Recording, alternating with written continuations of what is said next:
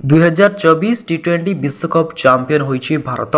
यह केवल team India नुहे पूरा भारत पर आनी देछि खुशी। तेबे यह सहित क्रिकेट प्रेमी एक दुखद खबर मध्य आसी। उभय विराट कोहली और अधिनायक रोहित शर्मा टी20 फर्माट्रु अवसर घोषणा करिसेंते। यह सेमानकर कोटी कोटी प्रशंसकଙ୍କୁ शक्त झटका देछि। गतकाली विराट कोहली खेलिथिबा निजर शेष टी20 मैच रे भारत को चैंपियन करिबारे गुरुत्वपूर्ण भूमिका तुलैथिले। से 59 बॉलरु 66 रन करथिले एवं 6 चौका और 2 छक्का मारथिले। सेहिपरि ए मैच विजय पक्षरे रहिथिबा रणनीति रे रोहित शर्मा अवदान सबुदिन पई मने रहिबो। ए विश्वकप रा सुपर 8 मैच रे ऑस्ट्रेलिया विपक्ष रे रोहित 41 बॉल रे 92 रन एक विस्फोरक इनिंग्स खेलिथिले, जहा चिरस्मरणीय होई रहिबो। टी20 विश्वकप चैंपियन हेबा परे विराट कोहली कहिथिले, ए विश्वकप मोर शेष टी20 विश्वकप। एबे समय आसी नुआ पीढ़ी को आगक जीवार। से भली रोहित शर्मा कहिथिले, यह मोर शेष मैच विदाय नेबा पई याठारो बड़ अवसर कोन बा होई पारे। मु एई ट्रॉफी जितिबा पई खूब व्यग्र थिली। रोहित शर्मा स्पष्ट कर दैछन्ती जे से केवल अंतर्जातीय टी20 रु अवसर नैछन्ती।